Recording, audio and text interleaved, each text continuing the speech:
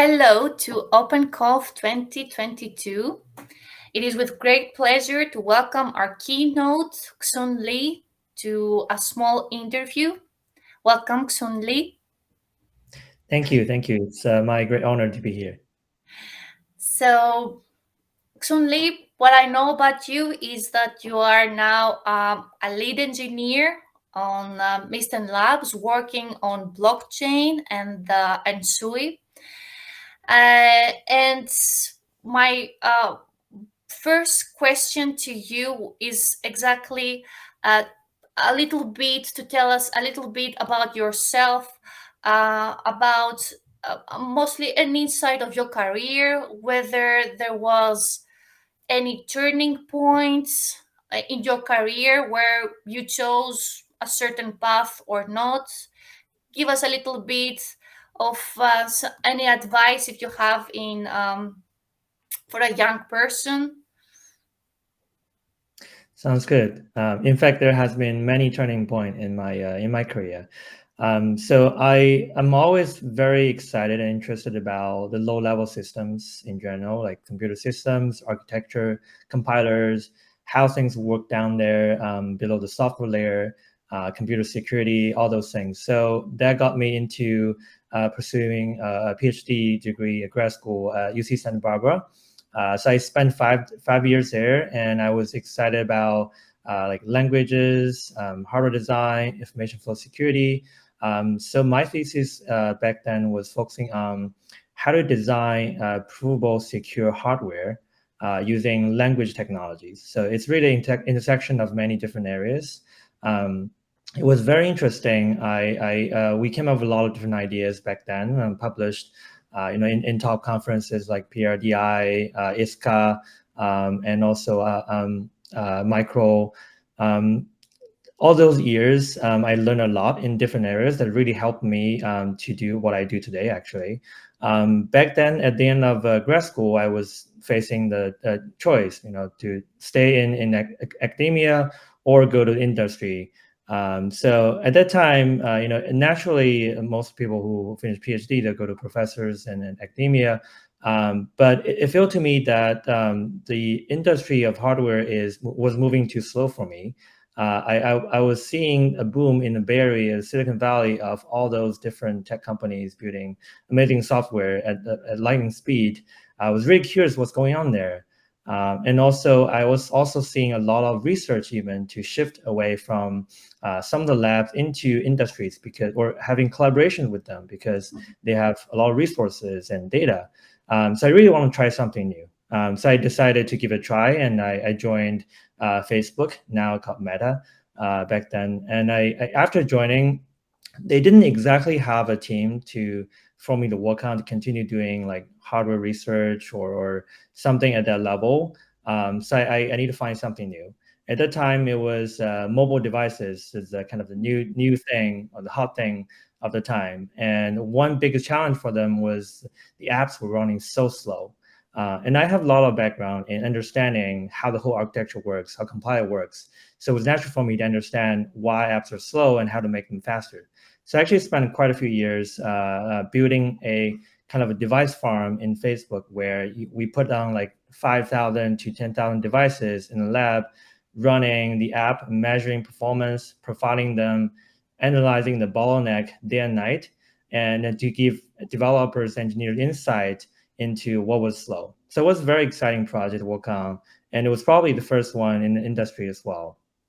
After a few years, I heard a neighbor team, Evan Chen, who now is actually the CEO of Mysten Labs that I work for.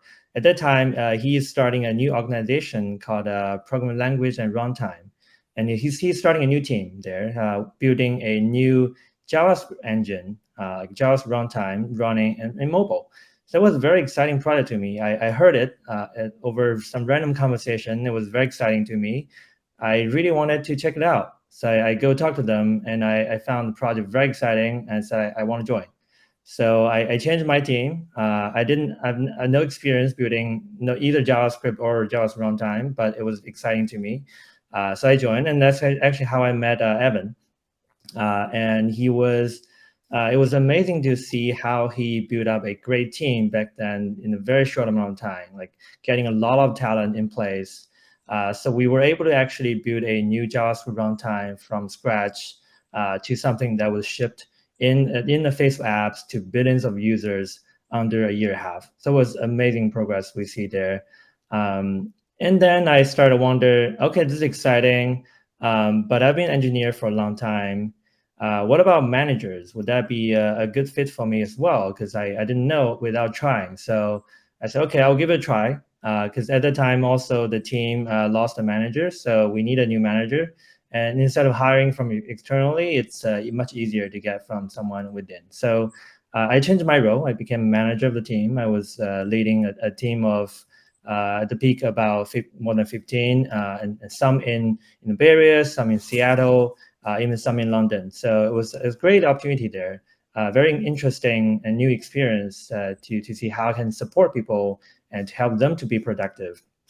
So I tried that for a year and a half to two, and then I was like, it was a bit boring to me. I still miss coding. I miss being an engineer. But I wonder if it's just being a manager at Facebook or is in general it's not a good fit for me. I wanted to try more. So at that time, I actually left Facebook. I joined a Chinese fintech company called Ant Financial. They own the largest payment platform in China. And they're starting hiring in the United States, and they want someone to own and to lead their blockchain platform team. I'll probably talk a bit more about how I get involved into blockchain in general, but that was a very exciting opportunity to me. I became their director of engineering to support their blockchain platform team, and it was an amazing experience. I learned so much about how blockchain works in China, which is very different from how blockchain works in the United States. But after half a year, the COVID came. I was running a remote team. Most of my team members are in China, but I am based in the US, but I can no longer travel. So it was a big problem to me. So I had to change again. So I actually I just left and I returned back to Facebook. And at that time I made my mind. I enjoy being an engineer. I enjoy coding and building stuff and making changes. So I put the management exploration on the side. So continue as engineer back at Facebook. I worked on C++ compilers, especially a new C++ feature in C++ 2020 standard called coroutines, and then a few other amazing projects down there. And then last year, September last year, I heard that Evan is starting a new company.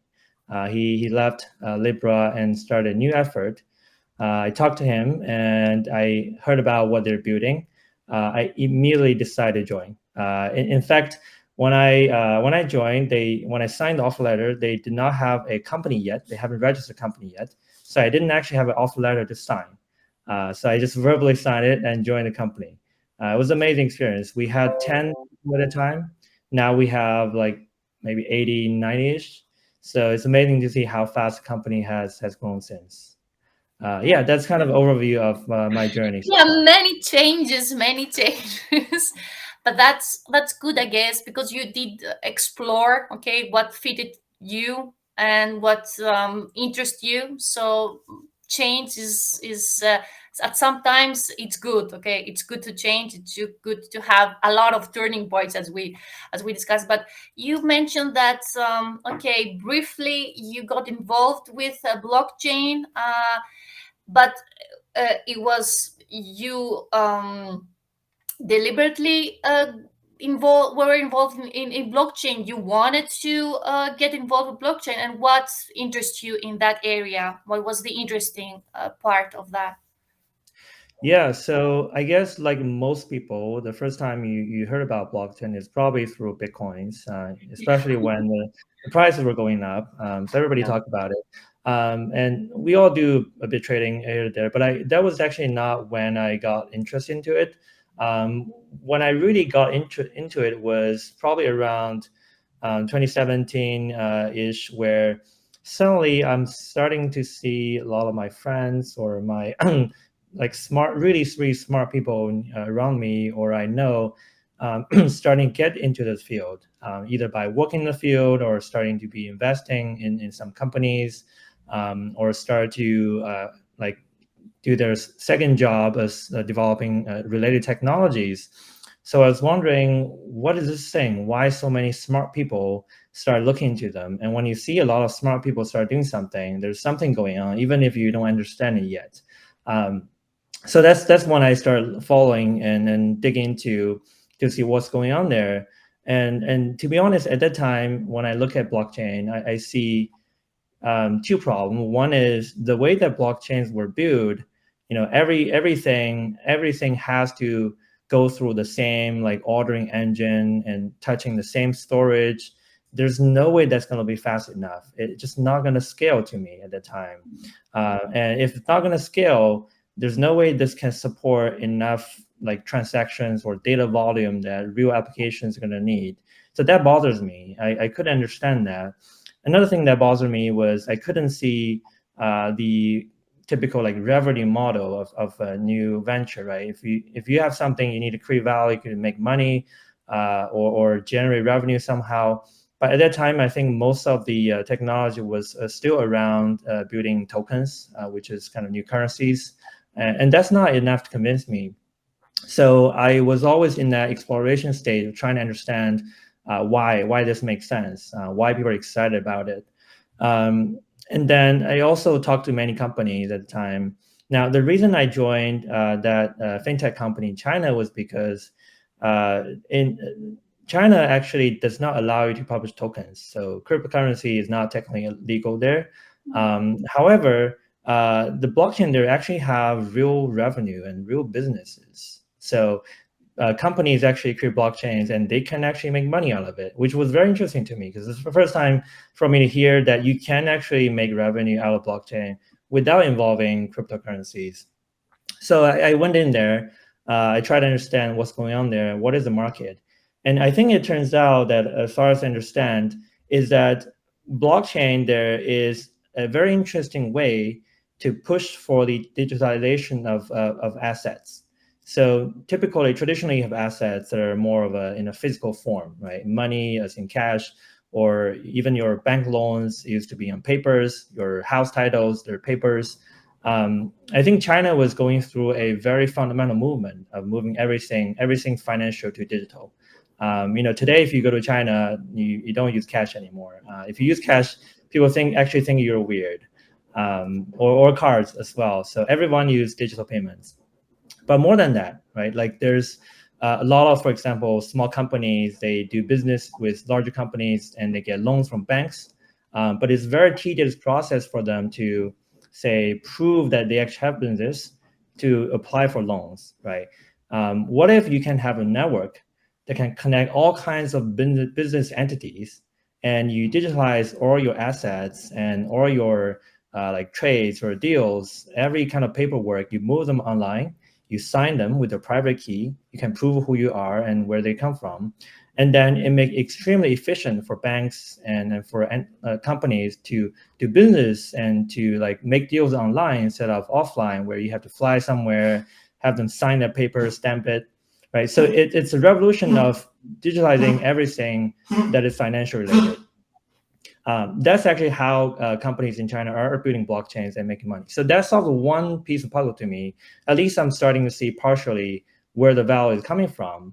It's less about just cryptocurrencies, but more about how do you connect different systems through using a unified protocol, right? Yeah. Now, go ahead.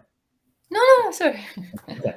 And then after I came back to the United States, I continue to stay in the loop, and then I started to see the boom of NFTs. Right, everybody started talking about it.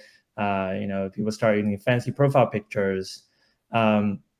That's, I think, another moment I started to see more of the values of blockchains to me, which is previously, any digital data does not really carry value in it. Like data is just zeros and ones. You can send it to anyone, you can copy it. You cannot prove you own some data. So it's really hard, right? Now with ability to actually sign and prove ownership of some digital information, such as NFTs, it actually opened up a very big market there. Content creators, they can create art or music or videos online, and they can actually prove that they own this or they create it, and they can get what belongs to them, their cut, when they distribute the content. And similarly, our data are used for advertisements, and those data in the past we don't own them. We surrender them to companies. But in the future, I believe what blockchain can do is you can actually turn those data into values, where you actually know how they're being used, how they're creating new value, how those are being moved around. So that really convinced me that okay, actually this technology is creating a lot of value, and it has potential to fundamentally change how we think about digital assets. Now, the last problem that has bothered me was, okay, but how is it going to scale, right? There's no way that a technology that always require everything go through some kind of ordering engine. It's like you go to airport, but there's only one queue, right? There's no way this can be built. But then that's when I talked to Evan, where they're starting to think about building Sui, and they are going to change the fundamental data model online it, so that this whole technology, this whole blockchain can scale exactly in the same way as how we scale in Web 2, which is you add more cores, you add more machines, it naturally scales, right? It's no longer bottlenecked by a single consensus engine or single storage or single ordering or single lock. So that actually solved the second problem for me. Okay, this actually can scale, or at least we know there's a way. So that got me really excited, and that's why I joined the venture immediately and started helping building Sui. Yeah. That's where I am. Yeah. And okay, because we're now talking to young people. Um, how do we inspire them to get involved with blockchain, or how to tell them how did you actually achieve an expertise in that area? Where some particular where did you focus to get this expertise? Great question. So for me, I think it worked out just by trying something I'm excited about, something that I'm curious about, or something that I really want to learn more about, which is also why I've tried so many different things. And somehow all these things, they eventually all connect to each other. And I think it naturally work out. So I think it really is to just try and try something you're excited about. And the really interesting thing about blockchain is that it's not a one single field anymore. Unlike in the past, where a field is typically pretty narrow, like when you decide to go to one field, you kind of have to be careful because it's hard to switch from one field to another. But blockchain really covers almost every field I can think about.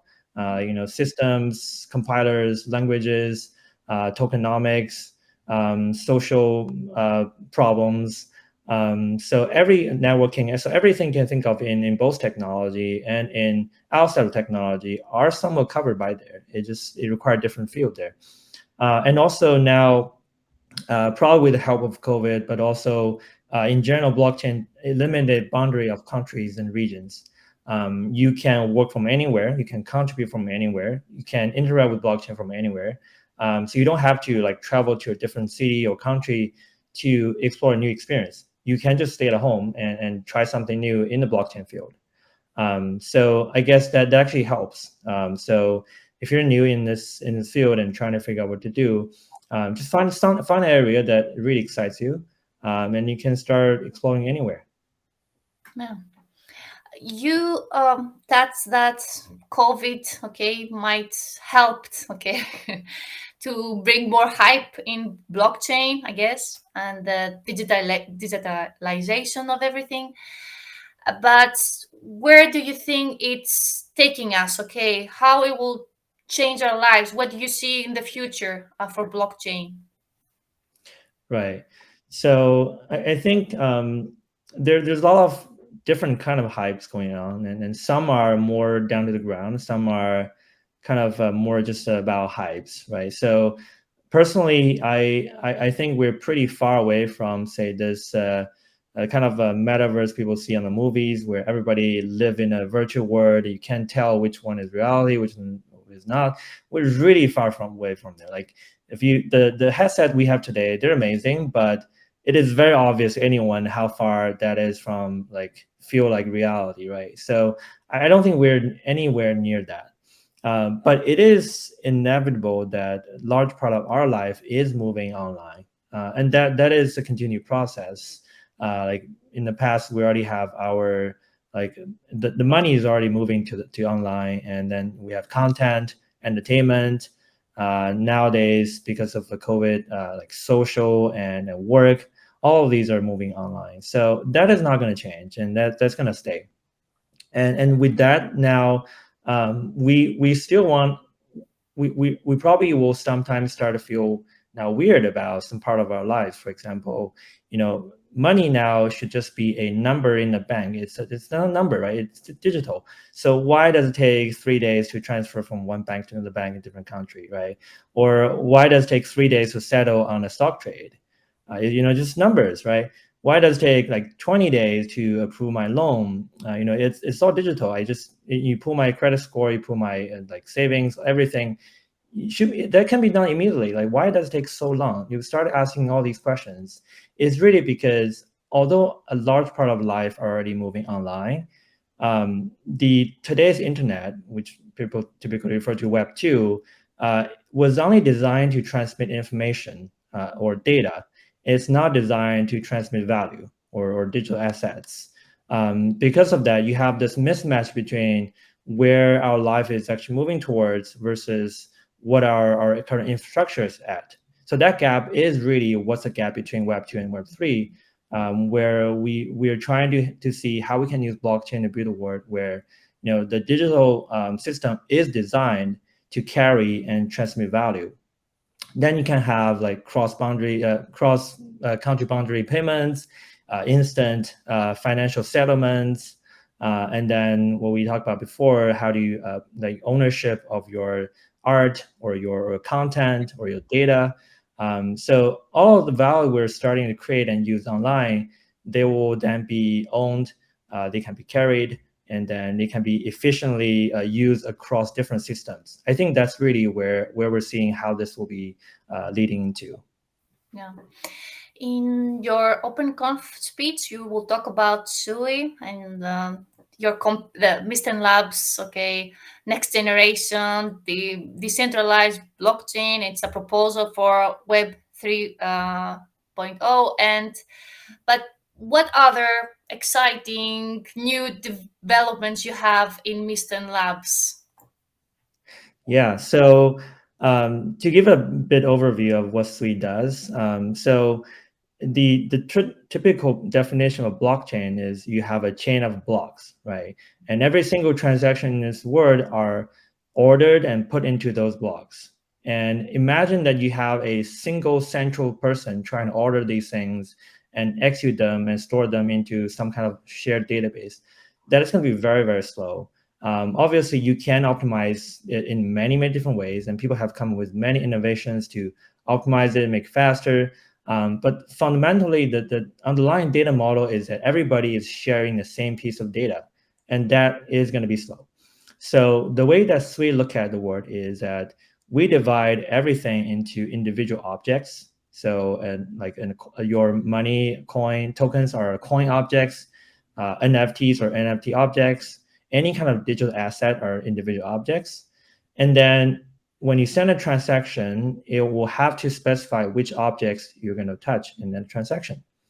Then imagine when you look at two transactions, you can immediately tell if they're overlapping or not just by looking at which objects they're touching, right? And as long as they're not touching the same object, you can run them in parallel. There's no need to order them. There's no need to give any order them to them or have any limitations in how you want to execute or schedule them. So you can achieve, in practice, unlimited, in theory, unlimited throughput by parallelizing every transaction that are not dependent on each other. So that's kind of a core idea of how Sui will scale, but it goes much deeper than that. So, but I'll save some of that into the actual conference talk. Now, scalability is only one problem of every problem we're trying to solve. So there are many other things we're also trying to solve at Mysten Labs. For example, we believe that in the Web3 world, when developers are programming, they're no longer programming like websites where an error on the website is fine, you just refresh it, everything's okay. But now, if you have an error or bug in your digital program, a digital asset program, it could cause like millions of dollars losses. And we have seen many hacks like almost every week these days. So it is very important that we can come up with a programming language, a new programming language that allow people to naturally program digital assets in a safe and provable manner. So that's why we have been our co-founder, CTO Sam. He's also the creator of this smart contract programming language called Move. It's a new language allow you to naturally treat and transfer and move around digital assets without worrying about them like suddenly get lost or get forgotten about, or you have some kind of unexpected paths that go down the line of causing like some typical error called reentrancy bug in Solidity, which is another language. But what's on top of that is often when you write a smart contract, you want to be able to prove that this contract is doing what you wanted to do, right? For example, let's say in the like in the hardware industry, if you're building rockets, typically after you build it, you write software, you actually have a very long process of verification. You try to verify that the code is actually correct, it's safe, and it's doing what you do. Similarly, in Move, we want people to be able to do the same thing, like treat financial program the same level of confidence as you're developing a rocket that's going out of the space. So we're adding a something called Move Prover around the language that allow you to define what is the specification you want for this program. And then we have a process called Move Prover that can actually prove this code is exactly the same as you're trying to specify. So after this, for example, after this program, this coin can only be owned by this person, or only this person can touch this object, things like that. You can prove it with Move Prover. So that's one exciting thing we're working on. We're also working on a new consensus protocol called Narwhal Bullshark. So Narwhal is a mempool, and Bullshark is a consensus protocol. It's a very high throughput consensus protocol that can process transactions at network speed. We're also developing. So one of our co-founder is an amazing cryptographer who are leading the team to build a lot of innovative technology in cryptography. Sorry, that word is very hard to pronounce for me. But it's where the crypto comes from. One of the libraries we're building is called a Fast Crypto. It's a new library that try to capture all the primitives people need in the field of cryptography, and it is proven to be correct. It is fast, and they do this because in the past they have actually they have found and discovered many vulnerabilities in existing implementation of the very popular cryptography algorithms. So we want something that is secure, that is fast, that everybody can use as a foundation in their blockchains. So these are a few small examples of what are the amazing things we're doing. And there's definitely a lot more coming. We're also starting a new team researching in the field of zero-knowledge proof. I'm sure much more will come in the following weeks along that line as well. Yeah. And by the way, just to mention that we will have soon, Mysten Labs will also be part of the Greek technological ecosystem. So you can take advantage of the Greek minds that are here. So thank you very much. Thank you very much for the interview. I'm excited and really inspired of what you already shared, and I cannot wait for your speech in OpenConf in December, and also everybody meet you in person. Thank you. So I don't know if you want to share something last. Yeah, thank you, Despina, for having me. It was a great conversation. I really looking forward to being there and meet you and meet the rest committee, and then give the speech, and then talk to everyone who's interested in blockchain and in its space. Yeah, it will be really interesting conversations that we will have during the conference. Thank you very much. Thank you.